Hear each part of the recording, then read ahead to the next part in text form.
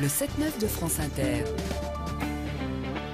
Patrick Cohen. Aung San Suu Kyi est notre invitée exceptionnelle ce matin. Un quart de siècle de combat contre l'oppression dans son pays. 15 ans de privation de liberté. Beaucoup de questions pour vous au standard de France Inter, Madame Aung San Suu Kyi. Arnaud nous appelle de Bordeaux. Bonjour Arnaud. Bonjour. Nous vous écoutons. Oui, bonjour. Je voulais saluer le combat et la liberté de Madame Aung San Suu Kyi. Moi, je travaillais un an dans l'humanitaire en Birmanie, dans les régions Rohingyas, frontière bangladesh, et j'aurais voulu savoir quelle était sa position par rapport aux violences interethniques et à la forte répression que subissent la minorité musulmane Rohingyas du nord de la Birmanie. I think here talking about two types of ethnic conflicts. One is oui, je crois qu'il s'agit là de deux types différents de conflits ethniques. Il a les Karen dans le nord et dans l'est du pays, les Rohingyas. Il s'agit de deux conflits de nature différente. Mais l'origine de tout cela, c'est que le gouvernement a été incapable de répondre aux attentes des minorités ethniques. En plus, dans le cas des Rohingyas, s'ajoute le problème de l'état de droit ou du manque d'état de droit. Pour créer de l'harmonie entre des gens de confessions différentes, il faut du temps car il s'agit de quelque chose d'intimement culturel et on ne peut pas modifier cela du jour au lendemain. Ce que l'on peut faire, en revanche, c'est mettre en place un état de droit véritablement, créer un environnement plus harmonieux. Nos lois sur la citoyenneté ne sont pas très claires. Il nous faut des lois qui soient à la hauteur des normes internationales en la matière et qu'elles soient mises en vigueur de manière juste. Cela déjà résoudrait certaines des tensions dans la région. Plus précisément, les Rohingyas, c'est une communauté de 800 000 personnes environ. Ils sont musulmans, apatrides. Ils n'ont pas de nationalité. La question est de savoir, Madame Aung San Suu Kyi, s'ils doivent être considérés comme des citoyens birmans. Voilà pourquoi je dis que c'est d'abord une loi sur la citoyenneté dont nous devons nous occuper. Parce que celle qui existe est inacceptable au regard du droit international. Donc il faudra s'occuper de cela d'abord. Et ensuite, toutes les personnes éligibles à la citoyenneté en vertu de cette loi doivent bénéficier de la nationalité birmane. Et déjà, cela va résoudre beaucoup de tensions. Et en second lieu, il y a la question de cette frontière très très pauvre avec le Bangladesh, traversée de part et d'autre par les habitants de la région. Et donc on se renvoie la balle des deux côtés de la frontière. Les Bangladeshis disent que ces gens sont birmans, doivent rentrer chez eux et vice-versa. Et cela met en lumière, encore une fois, la nécessité de faire régner l'intégrité parmi les services d'immigration. Il y a tous ces problèmes à surmonter. Déjà, avec l'état de droit, beaucoup de conflits seraient résolus. Mais pour aboutir à une harmonie entre les différentes religions et communautés, eh bien, il faudra travailler dur et surtout faire preuve d'un état d'esprit très ouvert. Mais dernière question pour être tout à fait complet là-dessus. Pour beaucoup de Birmans, ces Rohingyas sont des étrangers venus du Bangladesh et ne doivent pas être considérés comme birmans. Ce n'est pas votre cas Quite frankly, I do not know which of those people have come over from Bangladesh je ne saurais vous dire s'il y a une partie de ce peuple qui est venu du Bangladesh ou pas, mais je sais qu'il y a beaucoup de musulmans qui sont installés sur le sol birman depuis des générations.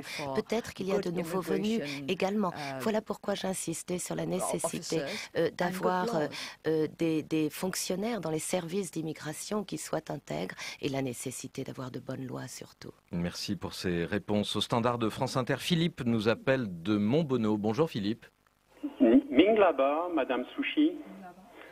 Depuis 2006, je mène une action humanitaire pour scolariser des jeunes filles à Pagan et j'ai beaucoup appris sur la vie des Birmans. J'aimerais savoir quel regard porte Madame Suu Kyi sur le monde occidental et si elle mesure le risque de l'ouverture de son pays aux produits et aux services du reste du monde, qui risque, à mon avis, d'engendrer chômage et plus grande misère pour les paysans et les travailleurs de ce pays. I don't think we can shut the world out simply because je ne crois pas qu'on puisse claquer la porte au monde parce qu'on a peur qu'avec lui, qu'avec le monde, d'autres éléments indésirables entrent chez nous. Bon, il faut accepter le monde et accepter tous les défis et les surmonter de la meilleure manière possible. Je dis toujours que le grand avantage de la Birmanie, c'est qu'on est tellement à la traîne qu'on a le temps d'apprendre des erreurs commises par les autres. On peut donc apprendre les erreurs des pays dans d'autres régions du monde, d'autres pays qui peut-être en effet se sont ouverts trop rapidement aux influences extérieures. Mais moi je n'ai pas peur de cette influence extérieure.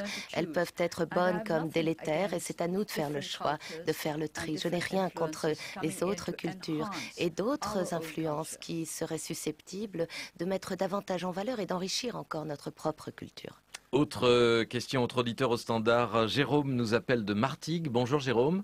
Oui, bonjour et bonjour à Madame Aung San Suu Kyi et merci beaucoup pour son message d'universalité, de paix et de démocratie.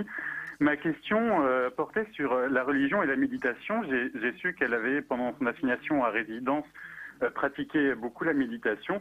Je voulais savoir quelle place ça avait eu pour elle et si elle avait développé cette pratique pendant son assignation à résidence ou avant. Voilà. Well, I started meditating only when I was first placed under house arrest. À méditer la première fois où on m'a assigné à résidence. Je l'avais fait au départ pour me renforcer en vue de la lutte politique, du combat politique à mener, mais j'y ai vu beaucoup d'autres avantages. Et le plus grand, eh bien, c'est que cela vous éveille, vous aide à prendre conscience. Ça m'aide, par exemple, à répondre à vos questions. Car en effet, ça vous rend très alerte, vous savez, cette idée d'éveil du bouddhisme. Et on arrive à absorber beaucoup plus rapidement tout ce qui se passe autour de vous. Et donc, vous trouvez les réponses plus rapidement, car vous êtes en prise avec le monde, vous êtes éveillé, vous êtes conscient. Et la méditation m'a formidablement aidé dans mon travail politique. Et puis, sur le plan personnel, ça m'a aidé à me calmer, ça m'a donné de la sérénité.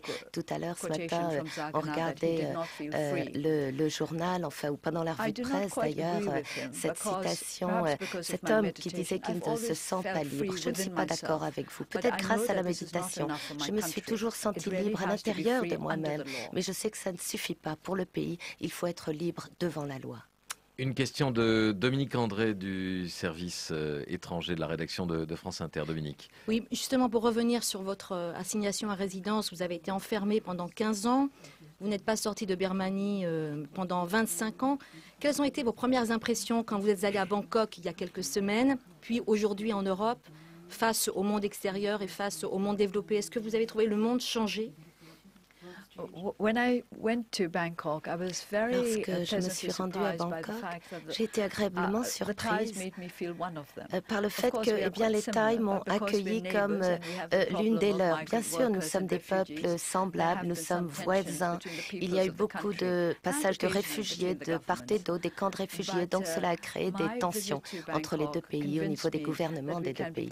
Mais mon séjour à Bangkok m'a convaincu que nous pouvons renforcer nos liens d'amitié et que toute la région de l'Asie du Sud-Est pourrait faire un tout davantage intégré. Et nous partageons au final les mêmes valeurs. Le mouvement pour la démocratie en Birmanie, eh bien, je suis sûre, est soutenu par l'ensemble des peuples de l'ASEAN, de la réunion des pays de l'Asie du Sud-Est. Ce ne sont pas simplement les Européens, les Occidentaux qui nous encouragent, mais des gens d'Afrique, du Moyen-Orient, qui se sont manifestés, qui m'ont manifesté leur soutien. Et cela m'a vraiment étonnée, car vraiment, j'étais étonnée de constater combien tout le monde s'intéressait au progrès de la démocratie en Birmanie. Vous avez trouvé le monde changer? No, I don't think. I'll tell you something. I think England is a lot cleaner. Eh bien, l'Angleterre est beaucoup plus propre qu'avant. Voilà. They cleaned up all the buildings in London. Really cela, ils ont vraiment ravalé les façades. Ils ont fait la toilette de Londres, qui devient une ville beaucoup plus claire de couleur. Un lieu comme Oxford, bien sûr, est immuable, ne changera jamais. Il y a quelques nouveaux bâtiments, mais Oxford demeure Oxford. C'était assez rassurant, car j'ai l'impression que le monde maintenant sait ce qu'il doit conserver, préserver et ce qu'il doit changer. Maintenant, la mise en œuvre, c'est autre chose, il faut y veiller. Une question de Bernard Guetta. Oui, comment expliquez-vous, madame, comment analysez-vous cette soudaine volonté des militaires de votre pays d'introduire des changements et des réformes? Pourquoi? I think first of all we have to make a distinction between the president and his government and the military. D'opérer la distinction entre le président et son gouvernement et les militaires. Le processus de réforme a été en effet lancé par le président et certains membres de son gouvernement. Je ne sais pas combien de ses membres sont derrière lui, les membres du gouvernement, mais je crois qu'il lui est apparu évident que la situation du pays n'était pas bonne. C'est une litote. Nous étions vraiment dans de sales draps sur le plan économique. Le système éducatif est en miettes, notre système de santé pratiquement inexistant. Donc il y avait tant de choses, tant de fronts sur lesquels il fallait avancer, rattraper notre retard par rapport à la région et encore plus par rapport au reste du monde. C'était l'élan derrière cette réforme. Vous vous envoyez un deuxième. Le second élan qui va impulser cette réforme, eh bien, je crois que c'est à nous qu'il revient. Nous avons fait preuve d'un bon esprit de coopération, nous avons fait preuve de bonne volonté en participant aux élections et en apportant notre soutien aux législatives, en fait, à tout ce qui peut se développer, se débloquer sur le plan législatif. Vous avez hésité, madame, à faire confiance au nouveau pouvoir, à aider finalement d'une certaine façon ce régime à avancer dans le processus de réforme qu'il promettait, donc à faire confiance au président Thein Sein? Toujours dit qu'on ne peut pas espérer sans entreprendre, sans essayer. Et au départ, eh bien, nous n'y sommes pas allés les yeux bandés, avec une foi chevillée au corps. On sait que c'est un risque calculé. Mais nous ferons tout notre possible pour s'assurer que ce processus ne s'inverse pas et pour poursuivre cet élan de sorte, de manière à rendre irréversibles ces réformes. Dans quelles conditions se dérouleront les élections de 2015, prochaine grande échéance électorale de votre pays? Est-ce que vous le savez aujourd'hui? Je ne crois pas qu'on puisse attendre 2015. Je répète cela. Pour moi, ce n'est pas l'échéance de 2015 qui va décider de l'avenir de notre pays. C'est maintenant que ça se décide. Voilà pourquoi je souhaite que tout le monde, y compris vos auditeurs, continue de s'intéresser à ce qui se passe en Birmanie, à essayer de regarder un peu sous la surface. Les réformes superficielles, bien sûr, ça ne suffit pas. Il faut s'assurer qu'il y ait de nouveaux acteurs sur la scène, des nouveaux acteurs socio-économiques et politiques. S'il s'agit toujours des mêmes, mais déguisés différemment, cela ne marchera pas. Et si le pouvoir demeure entre les mains des mêmes, toujours on pourra dire qu'il n'y a pas eu de véritable progrès. Au standard de France Inter, Annick nous appelle de Chalon-sur-Saône. Bonjour Annick. Oui, bonjour. Écoutez, je vais aller vite. J'ai été bénévole à la frontière birmane-Thaïlande, à Mae Sot. Nous sommes d'ailleurs des centaines à avoir travaillé là-bas comme bénévoles auprès des Birmans en exil. Beaucoup sont des réfugiés politiques, d'autres économiques. Peuvent-ils, je pose ma question rapidement, peuvent-ils rentrer en Birmanie, c'est leur plus cher désir, peuvent-ils rentrer en Birmanie en toute impunité? Well, of course, the president has invited back everybody who's left Burma to come back. Le président a invité toutes les personnes qui avaient quitté la Birmanie à revenir. Mais c'est à chaque individu de prendre la décision, car on ne sait pas à quoi ils s'attendent en rentrant en Birmanie. S'ils pensent qu'il y a des emplois qui les attendent, ils vont être déçus. Il y a un taux de chômage très élevé aujourd'hui en Birmanie. Donc ils doivent se décider et surtout être clairs sur ce à quoi ils s'attendent. Et ils doivent également prendre la responsabilité de leurs décisions. Ce n'est pas à moi de la prendre ni à d'autres. Moi, je crois vraiment au sens des responsabilités. Si nous voulons que le gouvernement soit redevable, nous rendre des comptes et soit responsable, nous devons nous-mêmes prendre nos propres responsabilités. Comment se fait-il qu'il reste des prisonniers politiques en Birmanie, même si les plus connus ont été libérés ces derniers mois, plusieurs centaines de détenus encore derrière les barreaux? Comment l'expliquez-vous? Well, you see, there's a difference of opinion between who are political prisoners and Bon, who il y are a des not. opinions différentes sur According la to qualification our du list, statut that is the de prisonnier list compiled politique. by my D'après party, the notre National League liste, for Democracy, la liste there are dressée par still mon parti, la Ligue nationale pour la 271 démocratie, prisoners of conscience il reste encore According to the 271 list of prisonniers de conscience organizations like Amnesty dans les International, geôles. Et selon and according to the Amnesty list accepted International by et the selon United également la States, liste State Department, reconnue there are more. par le ministre des Affaires we do not étrangères say américain, that il y en a our list davantage. is definitive. Bon, on We are n'affirme pas prepared to que accept notre that there liste may be est flaws in our définitive. list. On But pense certainly que there cette are liste still est prisoners peut-être of conscience in lacunaire, mais Burma. And on I sait en tout understand cas qu'il y a encore that des the prisonniers de government is conscience, making des moves to prisonniers release all politiques of them. dans les geôles And I hope that birmanes. this will be, Mais les choses avancent completed as soon as possible. et j'espère I que tous les agree dossiers with auront the été saying that révisés le one plus prisoner rapidement of conscience possible. is one too many. Je suis d'accord, un seul prisonnier politique, c'est déjà un de trop. Question de Dominique André. Il y a un prix Nobel de la paix qui est en prison aujourd'hui dans un pays très proche de la Birmanie, c'est Liu Xiaobo en Chine. Vous êtes prix Nobel de la paix en 1991. Est-ce que vous vous sentez solidaire de Liu Xiaobo? Est-ce que vous avez un message à lui faire parvenir dans sa prison? I feel a sense of solidarity with Bien sûr, everybody who does not j'éprouve enjoy de la freedom. solidarité pour quiconque est privé de We have been liberté. working for the freedom of our people for Nous avons many œuvré years, pour la and liberté we de do not notre leave peuple anybody depuis de out. longues années. So I would like Et to say nous to Liu pensons à Xiaobo tous and ceux to qui sont dans le même bateau. everybody Donc j'aimerais else dire à whose Liu freedom Xiaobo et à been tous ceux deprived that qui they ont must été never privés lose de liberté, qu'ils ne hope, and doivent they must jamais work towards their désespérer goals et steadily, qu'ils doivent and continuer that d'avancer vers their leurs love for objectifs. freedom is Et si genuine and leur pure, amour de they la will certainly liberté achieve it. est authentique et pur, eh bien ils l'atteindront. Bernard Guetta.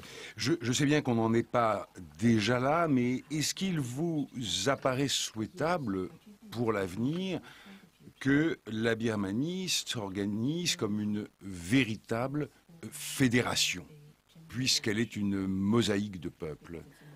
The aspirations of our ethnic nationalities Les is a federal aspirations union. des minorités There has ethniques, oui, been problems correspondent à about une the union word fédérale. federal Bon, in Burma. il y a des This is, petits I think, due questionnements to sur le mot propaganda, fédéral, mais je political crois que les propaganda. problèmes viennent d'une For certaine too long, propagande politique. the Pendant military trop regime longtemps, of Burma in the past had said le that régime federation militaire equals et les secession, régimes and that birmans if you have ont a laissé croire que la federal system, the whole fédération, eh country bien, would disintegrate. c'est la sécession, And et que si on avait in un our système party have fédéral, tried to explain le that a pays federal entier se system is simply one désintégrerait. that divides Mais en up the fait, un powers système fédéral, between the c'est un central government système and the state uni, governments. mais qui And right of définit secession is les decided by the responsabilités et Constitution. les pouvoirs entre There may l'État be or central maybe not et the les right to autorités secession. régionales. And our ethnic Et nationalities d'ailleurs, je ne have sais been pas si saying le droit à la repeatedly sécession that they do existe not en vertu want de la secession. Constitution. They simply Par ailleurs, want les autonomy. différents groupes ethniques crient haut et fort qu'ils ne veulent pas la sécession, ils Peut-être- veulent simplement l'autonomie. Under the Peut-être que- Constitution. Peut-être que le bon compromis serait de dire Union birmane? We used to call our country the Union of Burma. Oui, avant And le I pays like that s'appelait expression. I think it's l'Union beautiful. de It's a Birmanie. union Et j'aime based on a union of cette expression, aspirations. c'est un That très is beau how it mot, should be, l'union, based on the fondée spirit of sur Panglong, les aspirations which de was the tous. first C'est l'esprit de conference we had to bring Panglong together qui all a the été la different première conférence où nous ethnic avons nationalities pu of réunir Burma. les And différents I groupes would like to ethniques, remind les everybody différentes that the Burmese nationalités are just ethniques one de la ethnic Birmanie. nationality. Et j'aimerais We just rappeler à happen to be tous the que most numerous. la Birmanie, les Birmans sont la nationalité ethnique la plus nombreuse. Est-ce que cette expression d'ailleurs d'Union birmane n'avait pas été inventée par votre père? He was one of them. I don't think my Il father a ever été did un de ceux anything on his qui ont own, although participé à he cela, was mais je ne crois pas considered que the mon père ait jamais supreme fait leader quoi of que the ce soit country in his seul. time. Il a été considéré He comme believed in le genuine dirigeant democracy. suprême He du pays à son believed in époque. debate Il and croyait discussion and véritablement à la consensus. démocratie, au débat et au consensus. Voilà, le père d'Aung San Suu Kyi, père de l'indépendance birmane, assassiné en 1947. Question de Dominique André. Oui, vous êtes le visage humain de la lutte contre l'oppression. Mais est-ce que en Birmanie, au sein de votre parti, la LND, il y a de jeunes Birmans, des petits Aung San Suu Kyi qui sont prêts un jour à devenir les cadres de la Birmanie? Je sais que vous êtes accompagné d'un jeune rappeur qui est député d'ailleurs. I don't want young Aung San Suu Kyi. I want young Mais je ne veux Burmese pas people with d'autres Aung different San Suu faces and Kyi. different thoughts Je and veux different des ideas. jeunes Birmans But avec of des course, visages I would like différents, all des of them idées to nouvelles, understand neuves. Et the bien sûr, importance je of voudrais human que tous rights comprennent and of strong l'importance democratic des institutions droits droits humains et l'importance qu'il y a à avoir des institutions démocratiques robustes. Mais ce serait très ennuyeux s'il y avait des milliers de sosies d'Aung San Suu Kyi. Vous avez repéré des jeunes birmans qui prêts à prendre la relève? There are two sides to that question. Oui, enfin, il y a deux aspects à cette question. D'abord, est-ce qu'ils sont prêts à prendre la relève? Oui. Est-ce qu'ils sont prêts en termes de compétences et de capacités? Non, il faut renforcer les compétences de nos jeunes. Il faut les aider à développer leurs compétences. Notre système éducatif a beaucoup failli, est en miettes. Donc, en ce sens, ils ne sont pas prêts à prendre cette relève. Mais l'état d'esprit est là, leur enthousiasme, leur esprit d'engagement est là. Je l'ai vu de mes propres yeux, je l'ai constaté lors de la campagne pour les élections. Bernard Guetta. En dehors de la Thaïlande et du Bangladesh, vous avez naturellement deux très grands, très puissants voisins, l'Inde et la Chine. Actuellement, la Chine, et nous le savons tous, la puissance la plus influente en Birmanie. Est-ce que vous voyez une nécessité de rétablir un équilibre dans vos relations internationales? Bien sûr, nous avons toujours entretenu d'excellentes relations avec la Chine. Je dis souvent que lorsque la Birmanie était une démocratie parlementaire, ça a été un des premiers pays dans le monde à reconnaître le gouvernement communiste de la Chine au début des années 50. Et tant que nous avons continué à être une démocratie et que la Chine était intensément communiste, eh bien nous avons maintenu de bonnes relations. Et il nous faut d'ailleurs avoir ces bonnes relations avec tous nos voisins, la Chine, l'Inde, le Bangladesh, la Thaïlande, avec tous. Et je crois que c'est tout à fait possible. Et je souhaiterais que cela soit fondé sur des bonnes relations de peuple à peuple. J'ai été très surprise de voir combien de jeunes Birmans s'intéressent à notre lutte, à notre mouvement, et combien ils nous soutiennent. Et je suis sûre qu'en Chine, le gouvernement chinois comprend lui aussi que ce sont les relations de peuple à peuple qui sont plus importantes que les relations entre chefs d'État. Vous êtes extrêmement diplomate. Non, non, j'y crois fermement. J'en suis convaincue. Bon, bien sûr, il faut être un peu diplomate aussi. Je l'avoue, je le reconnais. Mais j'ai réellement rencontré, ça m'a agréablement surpris, beaucoup de jeunes Chinois qui venaient me trouver spontanément et qui me parlaient de leur soutien à notre cause. Et ce sont eux l'avenir. Une toute dernière chose, Aung San Suu Kyi, vous prolongez jusqu'à vendredi cette visite en France. Vous serez accueilli, on l'a dit, comme un chef d'État. Que demanderez-vous, que demandez-vous aux autorités françaises et au peuple français qui vous écoute ce matin? Par rapport au gouvernement français, j'aimerais insister sur la nécessité de la transparence financière dans le domaine des industries extractives. La France soutient cela dans les débats avec l'Union européenne et cela va être négocié devant le Parlement européen. Cela est essentiel pour l'avenir de la Birmanie, car il faut démarrer d'un bon pied avec ces investissements étrangers. Et sans transparence financière, on ne saura jamais qui va vraiment bénéficier de cet nouvel essor économique. Nous voulons que le peuple profite tout entier de ces investissements. Et par rapport au peuple français, eh bien, s'il veut bien continuer de nous soutenir avec sa chaleur, sa générosité et à continuer de s'informer sur ce qui se passe en Birmanie, ça me suffit amplement. Mais il faut qu'il continue. Merci infiniment Aung San Suu Kyi de nous avoir fait l'honneur de cette interview en direct dans les studios de France Inter. Grand merci à F.D.R. et à Marianne de Susbiel pour la traduction qui a été aussi discrète et efficace que possible. Merci encore de cette interview. Thank you very much and thank you for letting me speak on your radio so that I could make contact with the people. Merci de m'avoir permis de prendre la parole sur vos ondes afin que je puisse parler à tout le peuple français.